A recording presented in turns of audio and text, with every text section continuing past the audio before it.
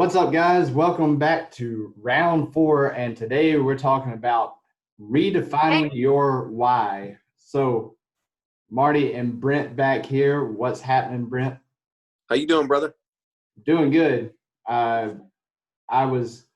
We were just talking right before we hit record on this, and we were talking about just catching up on some different things, and I was explaining how wiped out I was. I'm dog tired right now, but there's been a lot of special things that have gone on the past week or a couple of weeks, and I got to tell you, none of that happens without a strong why. You got to have a strong why to keep showing up and keep doing some of the hard stuff. So um, today we're going to get into how to actually redefine your why, because a lot of people might find yourself in a place where you're like, I know what I need to do. It's like, it's like, I know what I need to do, but I can't make myself do it. And it's like, to just shortcut the answer here. The problem is, the solution is your why is not strong enough, and either you need to pump it up or you need a new one. So we're going to be discussing that today and tossing that back and forth. And I am going to, in celebration of getting my purple belt this week, I'll just go ahead. Yeah, buddy. Good job. There. Got my Brazilian Jiu-Jitsu purple belt. It's been a long road behind that. But the thing about Brazilian Jiu-Jitsu itself is, like, it's an amazing game. It's a game of human chess, and Brent and I will geek out and talk about boxing and kickboxing and striking every once in a while. But if boxing and kickboxing is checkers, then jiu-jitsu is chess. Like, it's a different sort of game. But the thing about Brazilian jiu-jitsu, and like, this is the thing, like, a lot of people just can't understand or won't understand. I'm not sure, because a lot of people are like, how could you possibly like grappling at nearly 100%, trying to keep somebody from choking you out and giving you like a murder hug? And it's like, well, Brazilian Jiu-Jitsu does a great job of satisfying all of your human needs, right? It is gamified to the max. And that's actually how you change your why, right? Is by digging into what your sits human needs are, and giving yourself an honest assessment of how you're meeting all sits needs, whether you're meeting them constructively, destructively, or neutral. And you might think of something like Brazilian Jiu-Jitsu is like, that sounds pretty constructive, right? Like, it's going to keep you in shape. You're going to learn how to defend yourself. You're going to learn how to, throw big men around in a way, if you're a small dude. It was like, that was sort of the big thing back in the day whenever Horace Gracie came in, like, they're calling a 180-pound dude small in comparison to some of the dudes that were in the original, like the UFC one. He was a small dude. I'm over here at 150 something pounds right now. It's like he's small. So, but that was the thing that was so amazing. He was, choking out and arm barring these guys that were 250 pounds, close to, 280, 300. Like, one dude is, real big. But you can also use jiu-jitsu to meet your needs destructively, obviously. So, you look at it in the destructive way. It's like you can overdo the certainty that it brings you, right? So you can overtrain, you can cause more injury. You can buy in too much to the significance of a belt. You can use it as your only source of connection. Like, there are ways that you can meet needs constructively and destructively, even to the seemingly like ways that, like, there's no way you can mess this up. And I realize I'm rambling, so we're going to get right into this so I can explain more of what I mean. So let's talk about understanding the six human needs, and Brent and I are going to start batting this back and forth like a tennis ball, which I also got done playing tennis today, and my wife beat me again for the second time this week. But it wasn't a blowout this time. Well, Marty, you got your purple belt, so that must got to make you feel better. Let's just keep talking about that. Keep concentrating on that. So the human need number one. So basically, like the first four are survival needs. You're going to meet them no matter what. The last two are the needs that you need to meet to actually be happy. So first human need, certainty. The need to know that the floor is underneath us. The need to know that life has some sort of basic structure that we can follow that is replicable every time. Like we talk about, like even something like basic physics or like the law of gravity is like, if I, let go of this phone and drop it, I know for certain it's going to drop straight down. It's like, that's part of the rule set. So certainty can be met through a whole bunch of different things, and this is where the conversation gets really interesting. So part of the first initial self-assessment that you should be doing right now as we talk about these things is take an honest assessment and figure out what you're doing to get certainty in your life, because you can get certainty through drugs and alcohol just as easily as you can get certainty from working out every morning at 6 a.m. So, Brent, I'm tossing it over to you. Just give us a few thoughts on this. Well, like you said, man, there's got to be certainty. I mean, like rules to follow. I think that's the easiest of a lot of these survival rules, because they're compatible to what we see as human beings. If I plant the seed in a tree, I'm certain there's 90% chance it'll grow. If you put food in front of me, it's likely that it's going to be gone. It's a rule. But I think that as far as survival needs, we almost get too comfortable with that rule of certainty. And sometimes that rule of certainty that we think will apply doesn't apply. And that's what we're going to get into uncertainty. But I really don't have much more to add than that. I mean, you touched on all those points. Yeah, I mean, it really, the thing about certainty is, and a lot of people, like, it's the first need for a reason, right? Like, that's like if the apocalypse hit right now, like that would be the first thing you would try to fix. It's like, how can I make something predictable with my life again? Like something, anything. So, you mentioned replicable too. I think that hit home for a lot of people as well. I mean, if you can reproduce it, it's got to be certain. Yep. And obviously the problem with certainty is if things become too certain, if you know every time exactly what's going to happen, then you are very much in your comfort zone, and there's no growing that's going to happen there. I mean, more on that in a minute. We're going to get there. But secondly, you'll just get bored.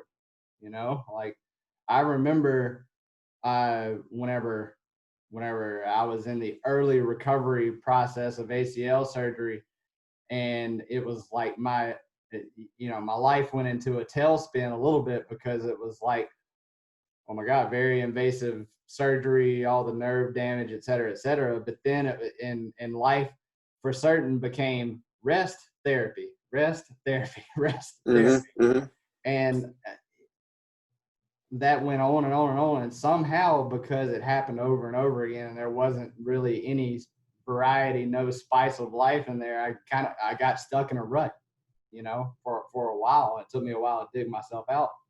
So that leads into the next part. It's like certainty's dance partner is uncertainty, the need for pleasing variety. And to make a musical reference like last week, the whole thing with classical music that defined it, and classical music being the era of Mozart is where most people would recognize this. The thing that made classical music classic was the taking of the melody and making pleasing variety out of it. So every time they would play through the melody, it would be something just slightly different every time there was a different verse or stanza, or however you want to view this in your head. So Brent, let's talk about, like whenever you're training somebody and they've been in a routine, how are you inserting variety in there so they don't get burnt out? Right. That was, you actually took the words right out of my mouth. So, if you do something, there's obviously physiology and kinesiology and just biomechanics that are part of this equation. So, we need to understand that there has to be variety. Now, my philosophy, just the way that I structure my training for not only myself, but my clients, more than not 100% of the time, but more than not, there's going to be variety in their programs at certain points of time. Now, there has to be, going back to the certainty and uncertainty, so there has to be in human physiology, as you well know, because you studied it as well, but there's an adaptation process. It's the SAID principle, specific adaptation to impose demand. So the body needs to be triggered in certainty, and then it adapts. And then if you continue doing the same thing over and over and over again, the body it recognizes it doesn't have to do as much work anymore. So the adaptation process is basically null and void at that point. You've gotten stronger. The organism has produced enough strength to overcome that stress, so now it can go back into its homeostasis. The uncertainty provides that spice so that the body has a chance to adapt to one stimulus, but then we need to change it. And therein lies the challenge with a lot of individuals who, maybe have been doing the same thing for years and years and years. It works at the beginning, and then it doesn't work. And then they'll come to someone like me or you. I don't know why I'm not changing this work before. Well, because you need to supply the body with a different process, and that's the uncertainty. So the spice. Now, that being said, I'm not in favor of changing things every time they come in, because then the body doesn't have that certainty. So you need to have some sort of certainty until you get to where it adapts. So that's kind of my protocol where I train people, and I'm sure it's the same in your realm as well. And you do the fitness training as well as the jiu-jitsu training. So, there's something to be said about repetition, and something to be said about learning something and being able to do it like this. Yeah.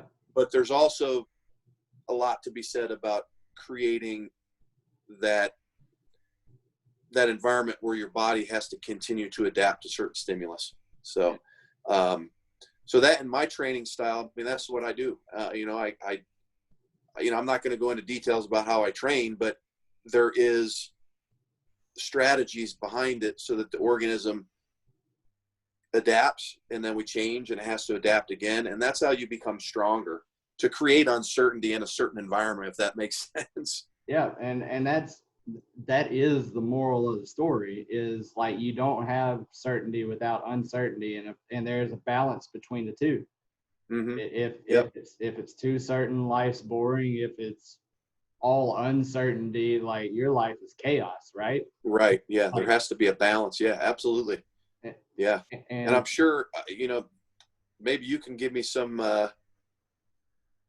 not stories, but some things that you've done in the mixed martial arts world that's the same, I'm sure. So.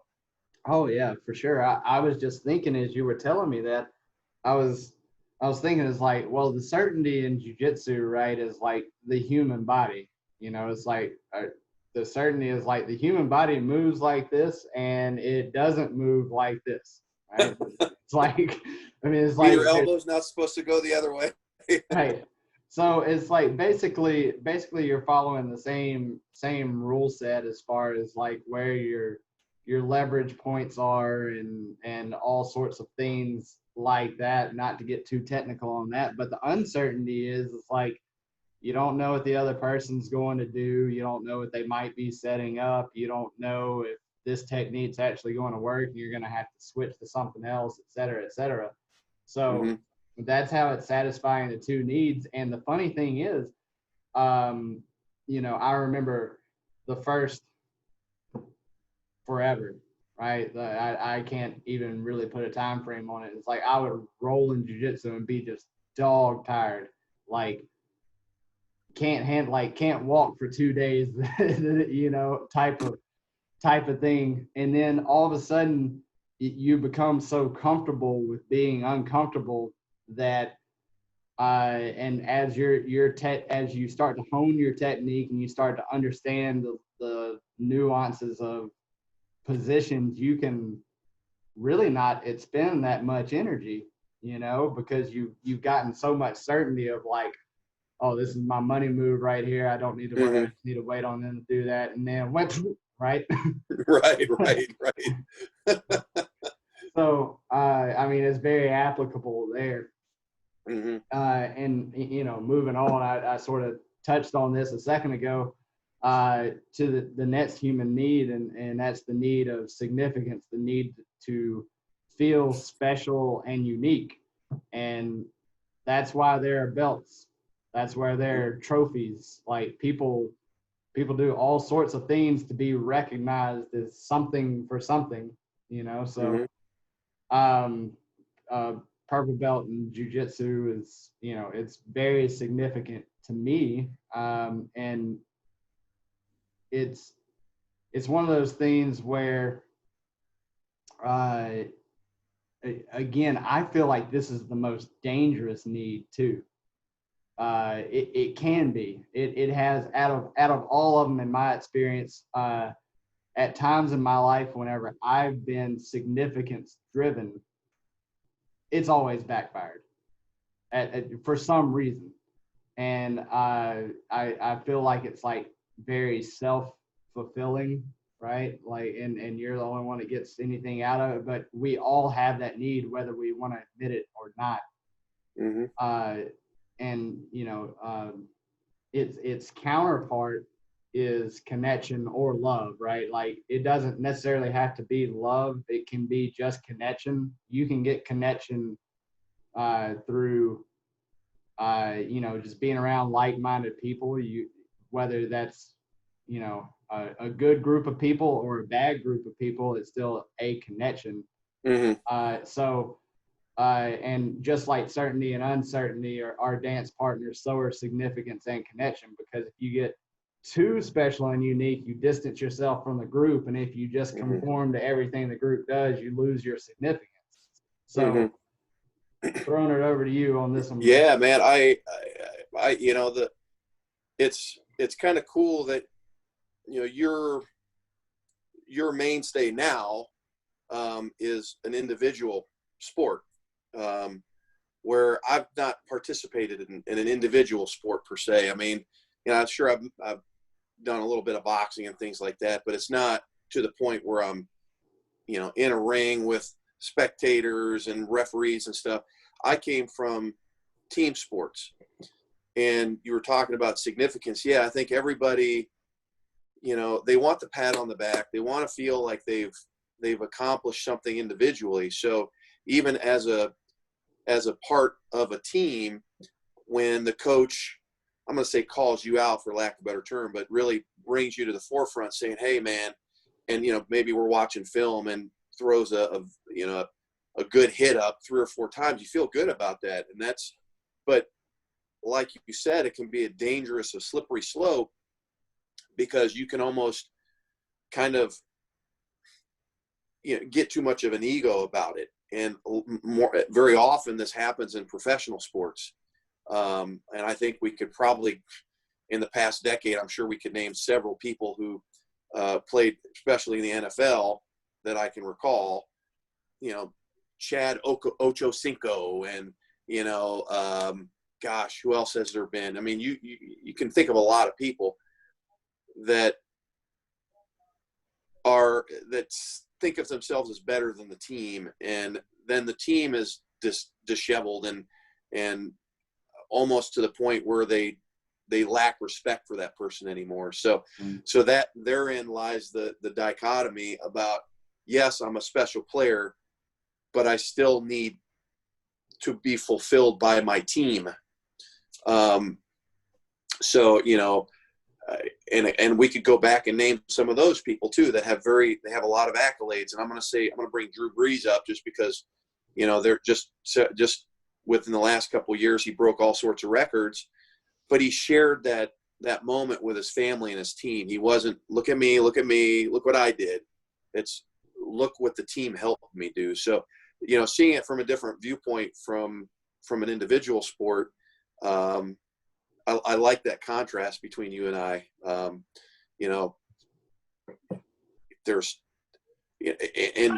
your sport is very individual. Hang on for a second here. I don't know. Your sport is very individual, and it can be look at me, and distract you from the tasks at hand. Yeah, but like I 100% agree with what you're saying there, but it's for a very limited amount of time too, or at least this is my take on it. This is one man's opinion right here. It is definitely a one-on-one sport once that cage door shuts and it's just you and the other guy. True. But before that, you have teammates and training partners who are there with you the whole time. You have your coaches and everybody else. So it's not something that you actually do 100% by yourself. Alone. Yeah. Mm-hmm. Good point. So, I mean, but at the same time, it's not the same as actually playing the game with a team. Right. So. Yeah. Yep. Good point. Yeah. Very good point. And the challenge though is creating balance between those two.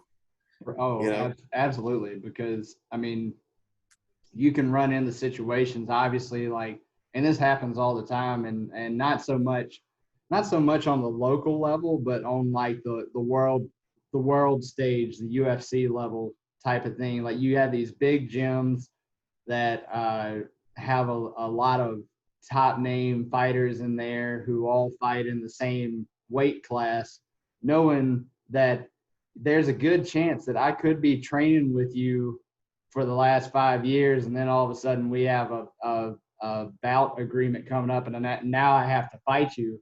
Mm-hmm.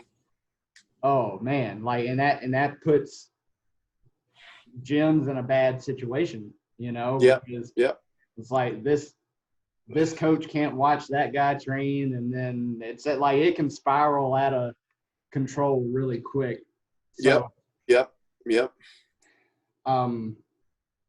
And this is getting a little bit into our next point here, but I figured since we're at the end of the survival needs, I'd stop and talk about this right now since we're on it. And like the next part of our class right here is why your survival needs are keeping you in fight or flight. Like if you always feel like either you're having to fight somebody or run away from something and you're just not feeling right here, these first 4 needs, just to reiterate, you can meet them constructively, destructively, or neutral.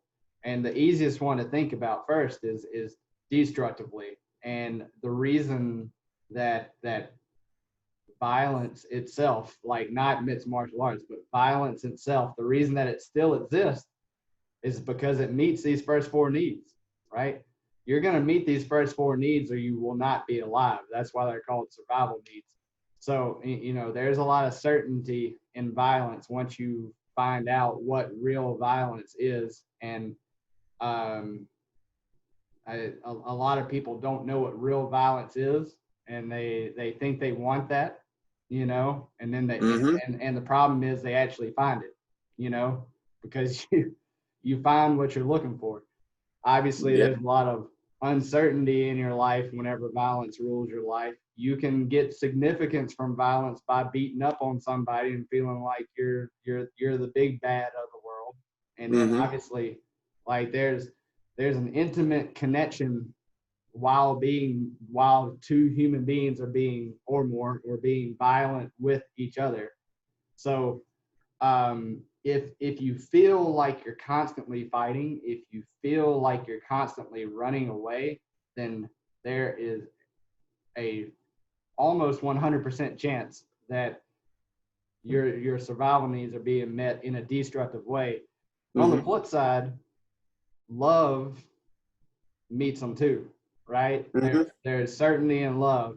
There's uncertainty in like, ooh, what's the adventure today? How are we like, right? And then there's the significance that you feel from somebody else because they love you, and obviously the connection behind that too. So Mm-hmm. um, these first four like are crucial. So I would just like to run off of Brent right here and get a conversation started. Once upon a time, I created a system to make sure that I met these needs in a constructive way.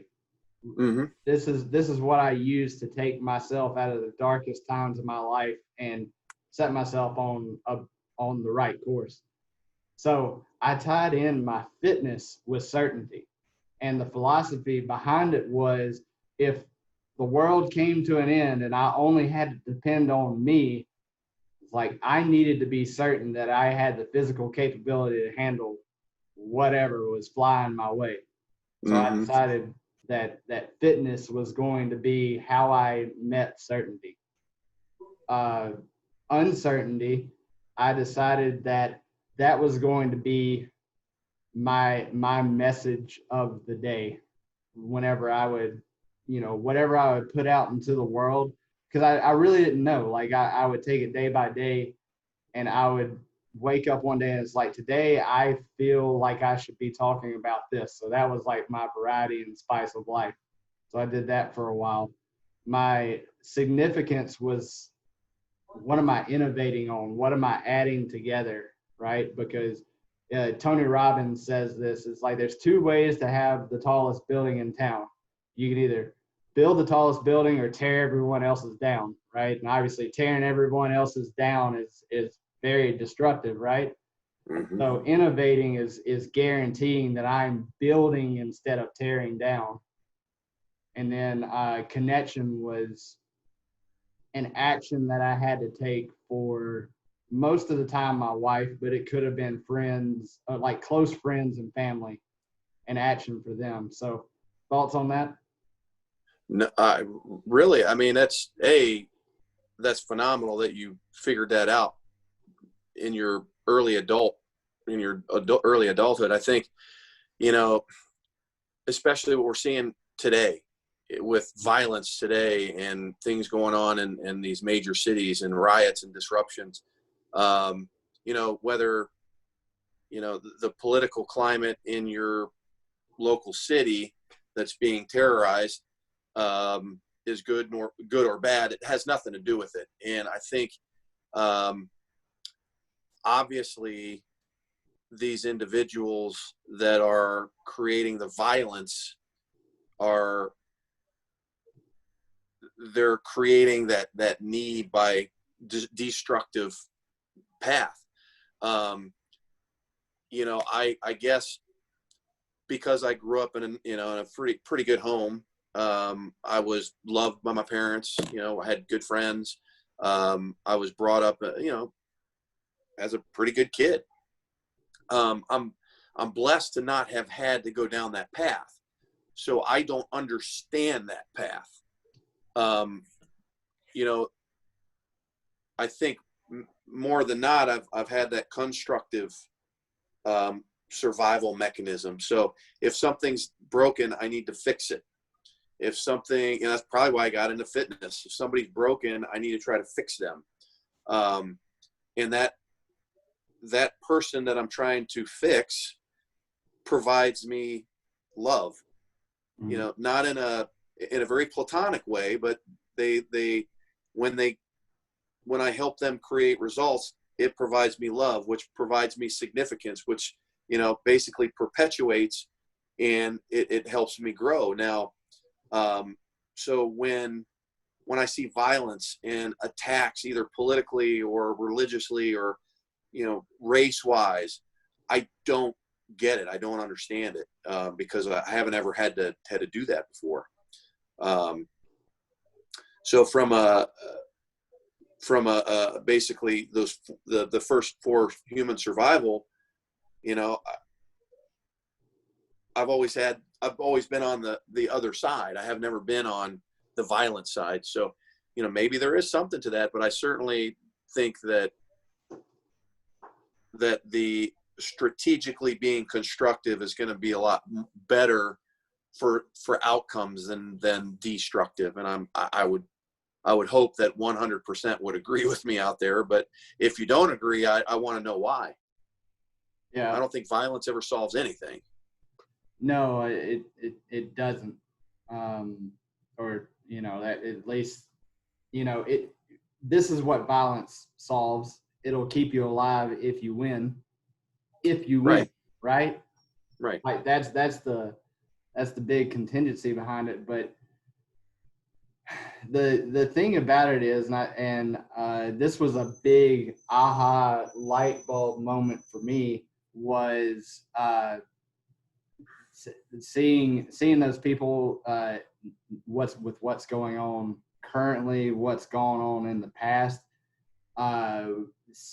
having interactions with people online whenever they feel like, especially whenever they feel like they're being anonymous, Mm-hmm. like whenever Mm-hmm. it's like they're not, for instance, like they're on a video game or something and they feel like they're anonymous because they're not using their real name and they show their true colors. And it's like, I see a lot of people who are in a tremendous amount of pain and don't know what to do about it. Right. Mm-hmm. And if they took a second, or more than a second, if they took a day, a breath, a day, a week, a month, to look at their life and look at these needs and take that self-assessment of how am I meeting my needs, right? And is it constructive, destructive, or neutral? Like, am I building, am I tearing down, right? Mm-hmm. It's like, it just, it's very momentum based, Yeah. It absolutely. Just like whatever. It's like success begets success. Failure begets failure if you let it. Violence, especially how much we see it, it's going to continue to perpetuate and continue to cycle.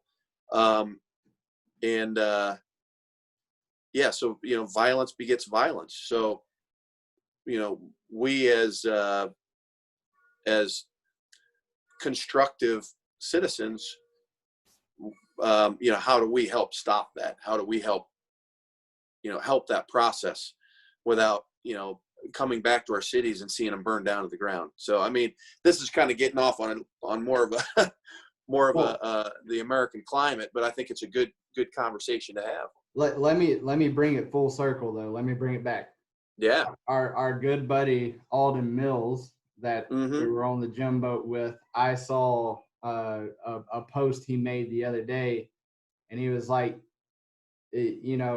people usually listen for 3 reasons. Like, they listen to identify a problem, they listen to come up with a solution to the problem, or they listen to understand.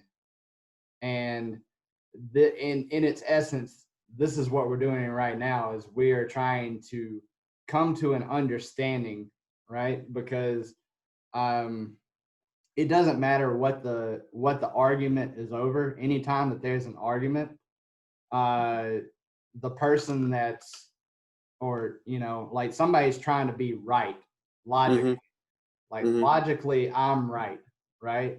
And that means, and whenever we're engaged in this, like if you and I were engaged in an argument and I was like, like I'm right, and then it was like, well, if you're right, then I'm wrong, and it's Mm-hmm. like, that makes me feel bad. So I'm right and you're wrong, and like there's never this situation where we can both be right, you know. Mm-hmm. Mm-hmm. And it's one of those things to where we have engaged in a conversation where we're listening to each other just to find problems, right? Mm-hmm. We're listening Mm-hmm. to each other just to be the one that comes up with, this is the next logical thing that we need to do to fix it, you know. Right. and Yeah. and it spirals into a never ending argument that ultimately sets humanity down the path of destruction, because Yeah. Yeah. we start with small riots to skirmishes to all out war, you know, Mm-hmm. if it doesn't get taken out, you know. Right. Right. It's the fact Tough of thing that. to see. It's a real tough thing to see right now. Yep. So All right. I digress. moving on, I mean, it was Moving on. very relevant to the conversation though, because I mean It was very relevant. I think that people out there will appreciate that. Yep. So moving on, what to do to feel fulfilled again, which is directly related to our last two human needs. The first one of those being growth. So you could meet certainty, uncertainty, significance, and connection. You could even meet them constructively, but if you're not growing, you're not going to be happy. Like you have to have these last two needs to be fulfilled and to be happy. So Mm-hmm. I know both of us could talk about at length of growth, but real quick, just my 2 cents before I toss it over, going back to our jujitsu metaphor here. Uh, you, every day you go into the gym, you grow. Like you can't help it. You're going up against the resistance of another human being that's trying to figure out how to choke you too, or how Mm-hmm. to armbar you too. And there are all these, you know, these small little nuanced pathways that just keep piling on top of each other. Like it's ridiculous. And every time you go in, and every time you win, you grow. Every time you tap and you have the emotional intelligence to learn something from it, you grow about 10 times more than whenever you win. So Brent, thoughts? And this December, really in January, I took it upon me to become a little bit engrossed in self-improvement and how I think about everything. And of course, I've read lots. By the way, I told the audience here that I was going to find the Oh yeah, author for Make Your Bed, and I wanted his name. And if I can find it here, did you write it down I for did. me? I did. Okay. But we did confirm it was an Yeah, we did confirm McCraven, that it right? was. Let me check this. Albums. Albums. Here it is. Make Your Bed. William H. McCraven. He was an admiral for the Navy. Obviously he's retired, but I wanted to make sure I spelled that out before I went into this next thing. So one of the men that has written a book that really kind of it hit me a lot was David Goggins, and we talked about this before, but you talk about growth, and you know, I think many folks out there, or just general population, if you win, a lot of folks think that's how you grow. If I get a promotion, then I've grown. If I get X amount of money, I've grown. Or if I get whatever is accelerated, I grow. But taking a page from David Goggins, to grow in life, be willing to suffer. So you basically grow more when you tap out. You learn things that maybe you didn't know before. Or I want to say this kind of tongue in cheek, but when I work out myself, or if I train myself, I'm not trying to kill myself in the gym, but I need to challenge myself to suffer a little bit more.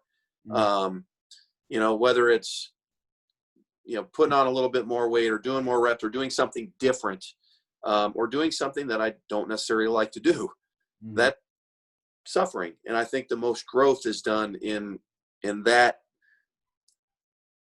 place.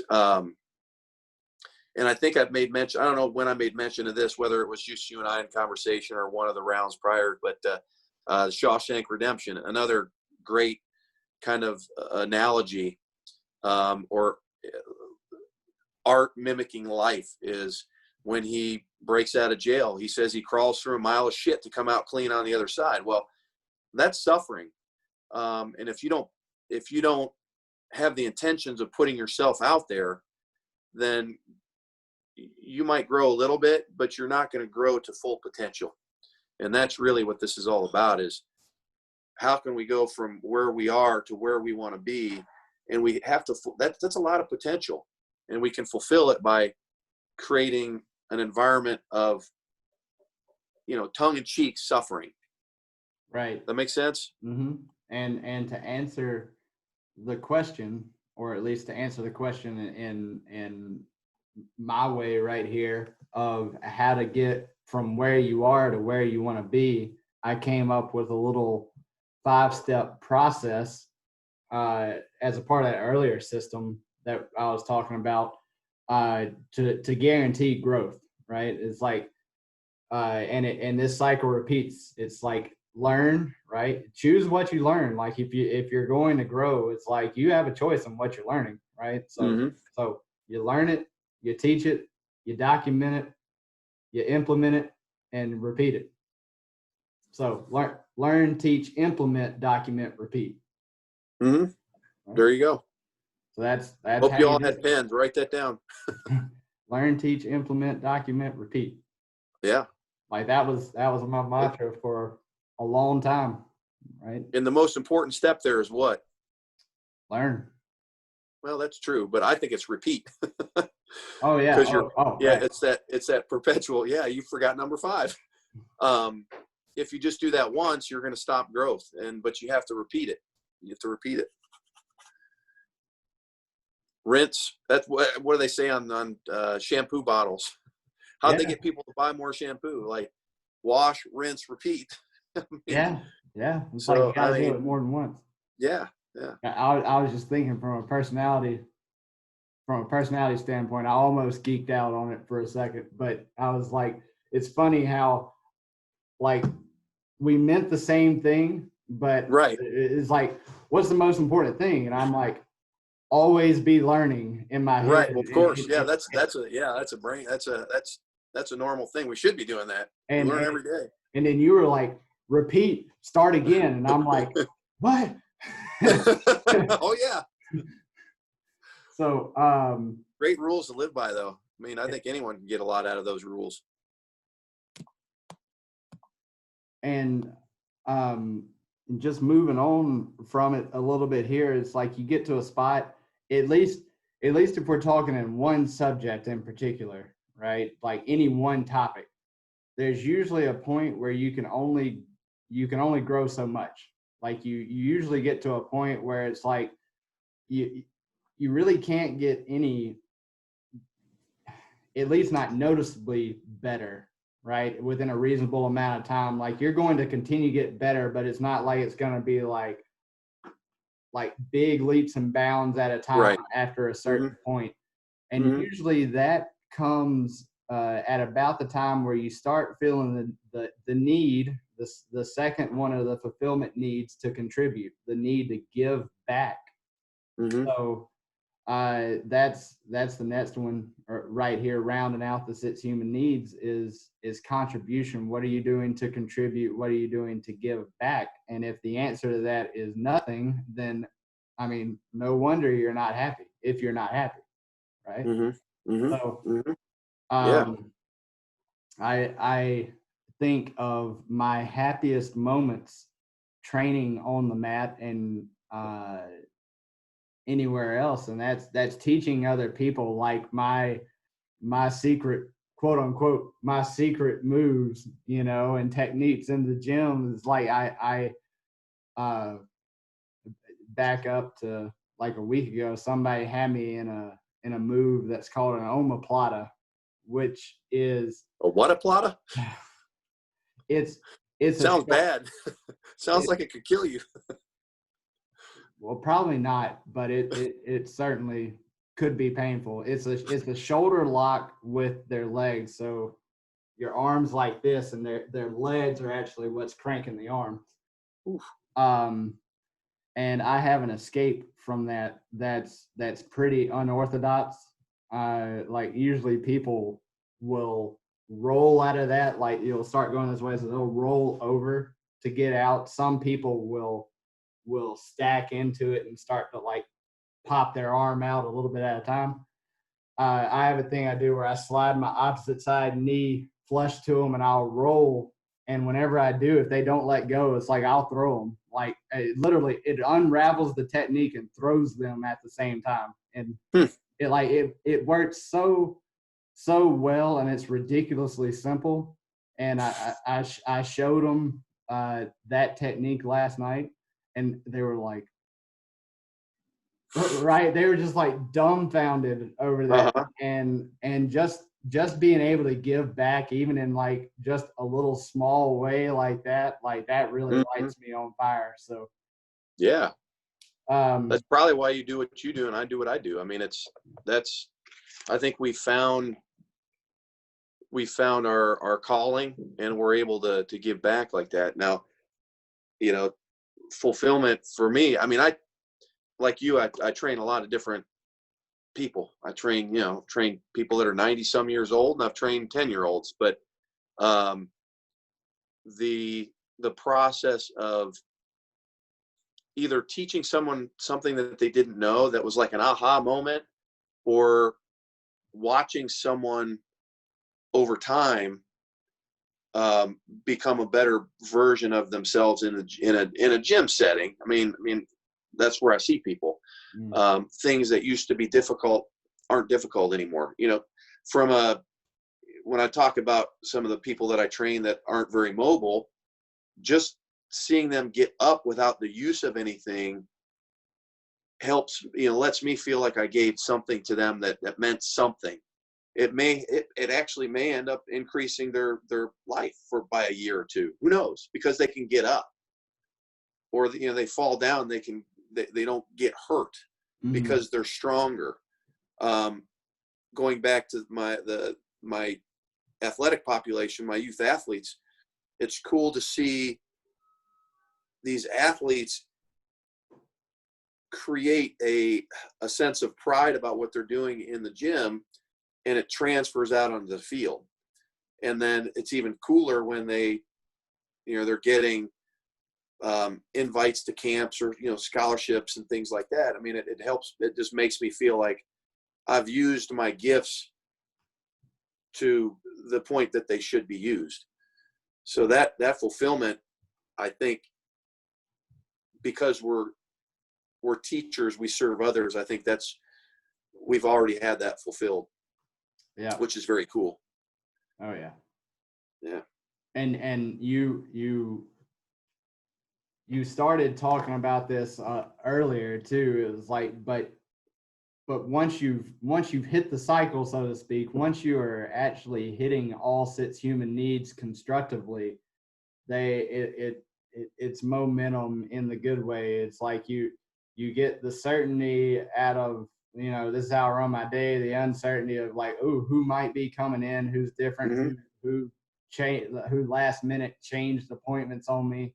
Right. I'm special because I got this certification, that certification, but really it's about the connection with me and my clients. And then at the same time, I have my moments where I'm learning and I'm growing, and then I get to turn around and teach it to somebody else, and that just makes me more certain. And it's like this never ending spiral. Right. It's a perpetual loop. I think that I've used that word a lot today because it makes sense in this context. I mean, it's a perpetual loop. And if that loop stops, the growth stops. Yep. And the funny thing is, to bring this whole conversation full circle, you know, is like if everything's going great and all of a sudden you start predominantly fulfilling even one of your survival needs in a destructive way, it'll Yep. and Yep. start going the other way. Right. Yeah. We don't want that to happen. No, but at the same time, there's hope, because if you're spiraling downward and all of a sudden, if you spiral the other way, absolutely, you got, yeah. There's right. So there's I guess there's love and hope, and then there's, you know, doom and gloom. I guess, yeah. I mean, there's that abyss down here, and I think everybody, by human nature, wants to be up here. Yeah. I think it's just, I mean, I can't fathom anybody that wants to be angry all the time and you know, perpetually uncertain and destructive. I mean, I guess, again, because of the home that I was brought up in, I don't understand that, but I would imagine that this makes people feel really good, and this doesn't. So. You know, like obviously there are people who feed off of negativity, right? Yeah. Like they seem to like that's where they fit in, and the more successful they see other people, right, the more negative they get, right? Right. It's like they're trying to, they're in constant teardown mode. Yeah, trying to hide jealousy or something. Yep. You know, Yep.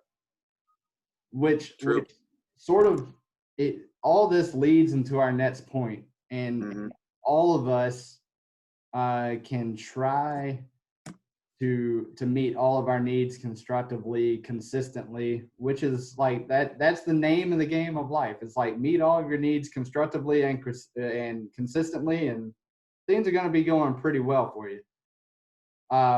And just one last little aside before I hit this.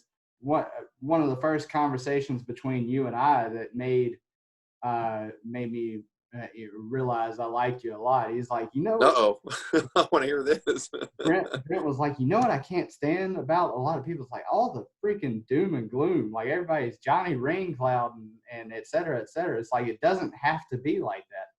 It doesn't, but it speaks to how much you can be destructively fueling your needs and still getting by, right? Like doing it because it's worked for them up to a certain point. But in order to level up and go to the place of actual fulfillment, you got to completely change the operating system, you know? So we all can attempt to meet our needs constructively and consistently, but at the end of the day, we can't control everything that, you know, not even close. Like the more that you try to meet your needs constructively and consistently, the more things that you're going to find that originally you might have thought that you were in control of, but you're not. There's obviously, to me and to Brent as well, although I know that we probably have different views on it, but we can agree for sure that there's something that's going on that's beyond our ability to comprehend. There's a higher moving force going on, and you know, at the end of the day, you have to find faith in a higher power of some kind. And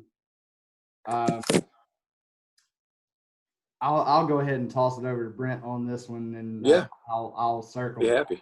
So. Yeah.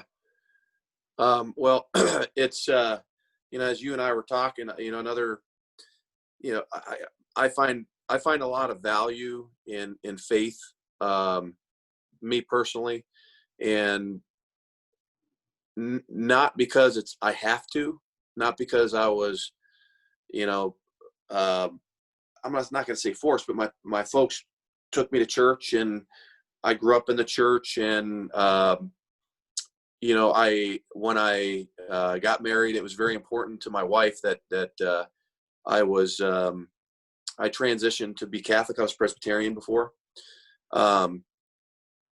And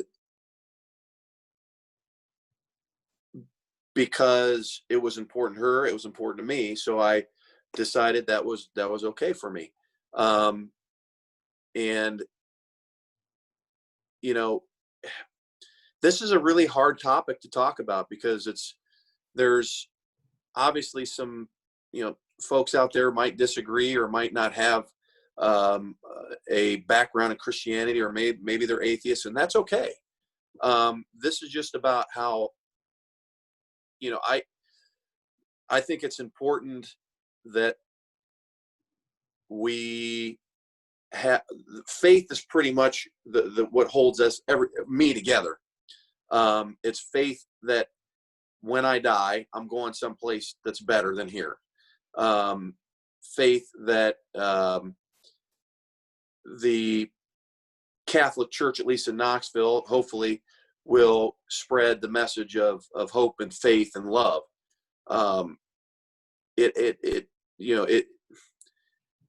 Gosh, I mean, I'm trying to put this as eloquently as possible, but speak your mind, man. But I think it's a hard one to put into context because faith is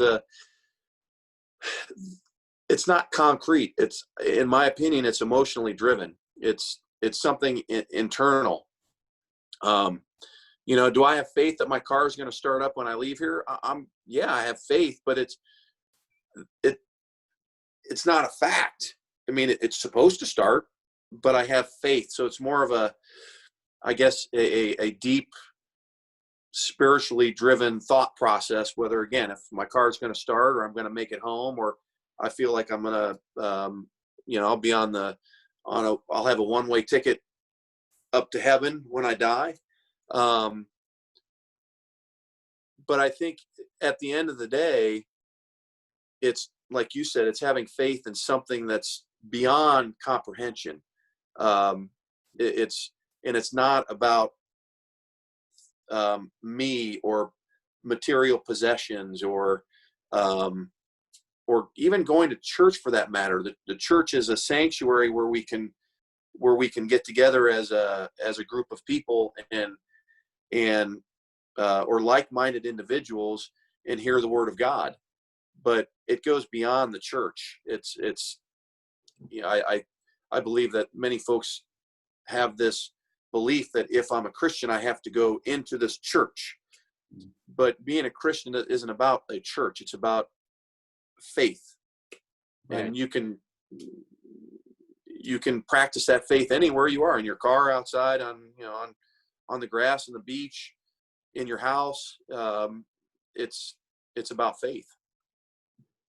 Absolutely. And whenever we were, brainstorming and coming up with this program, you and I both had many, many discussions about what health actually is. And it's like, it's got a physical component, it's got a mental component. And I think what you were trying to say here is it's like, it's not necessarily about being religious, it's about being spiritual, Right. Yeah. And this is like about the spiritual health. And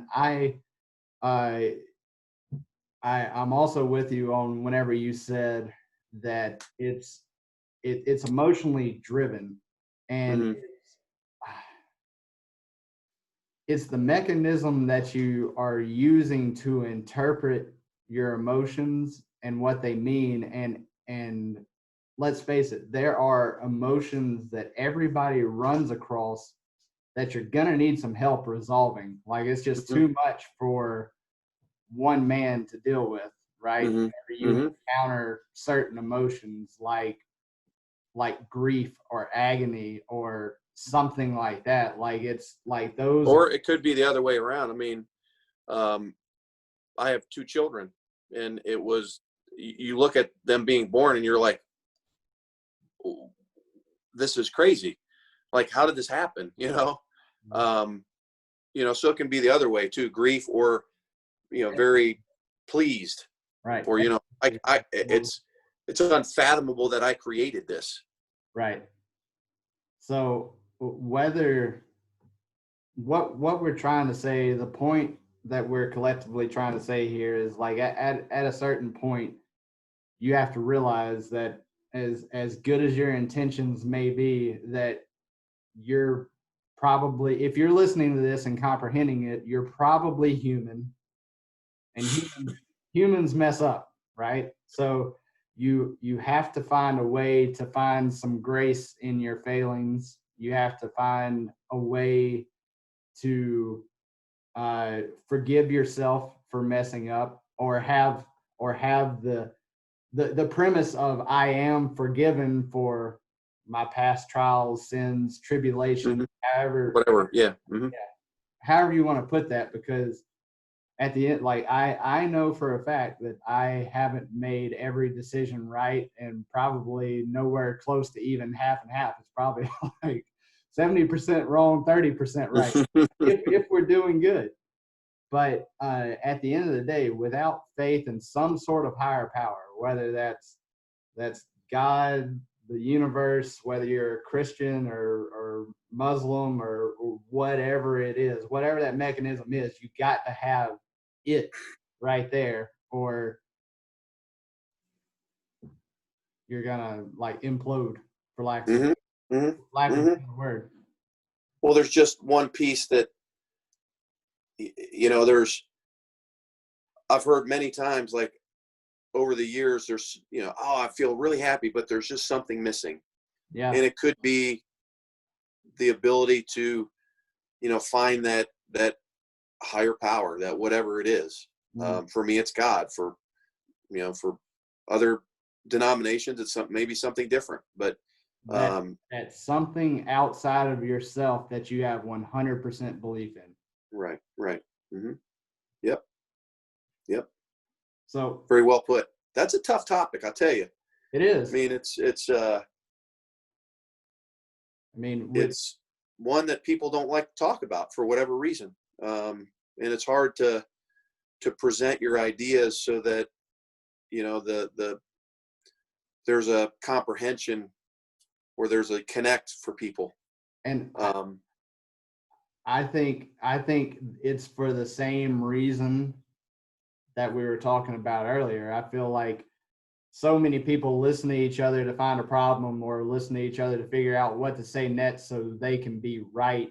And I feel like this is one of those things, like, if Brent's right about religion and the afterlife, then that means I'm wrong, and my whole life has been a lie, is the path a lot of people tend to dip into right there, instead of realizing that, none of us got it all the way figured out, and this is all very personal and very internal at the same time.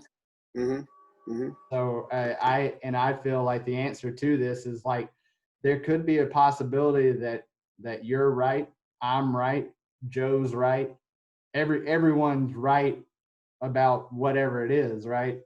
Yeah. We don't. Yeah, that's true. Yeah, absolutely. Good. Like I said, that's a tough one to talk about, but I'm glad we had that. That was good.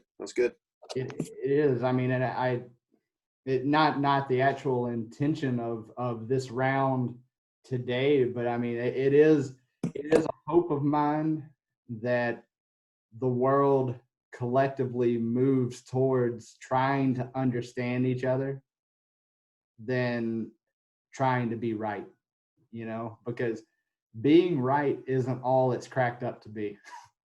Oftentimes. Oftentimes, you're correct. Yeah. So, it's, even if you are right, how many people have, let's just take social media for an example. I mean, you could go on to social media right now and find a bunch of arguments, and, Mike Smith may be correct, but he was correct at the expense of all these other people now that he has lost as friends, as whatever. Just because you're right doesn't mean that you're right. Exactly. I just believe that there's just, and that was a great point. Like, you can be right and still be wrong. So, Absolutely. yeah. And that actually segues perfectly in round 5 coming up next time, because that's a huge part of relationships, right? It and it's one of those things, and again, to borrow another Tony Robbins quote here, is like, do you want to be right, or do you want to be in a relationship? Mm-hmm. And that's exactly what we're going to talk about next time in round 5, on how to find the team that moves you forward faster, and it's going to help you discover the fastest way to propel yourself and others around you to success. So we're going to talk about this at length next time too. So we need to save it. Awesome. That was good. Well, all right. Round 5 ending. Ding, ding. Round 4. Round 4. I'm sorry. Round 4. Ding, ding. Sorry. I was 1 round ahead. That happens sometimes. Like, I can't tell you how many times somebody. I hope for your sake, that you're going a round before. So round 2 instead of 3, because if you think it's round 5 and it's 4, you're in trouble. Yeah, I mean, it's like I can't tell you how many times I've heard fighters say, like, what round is it? Oh, man. All right. We're out of here, everybody. All right. Marty, be good, brother. See you next week. See you next week.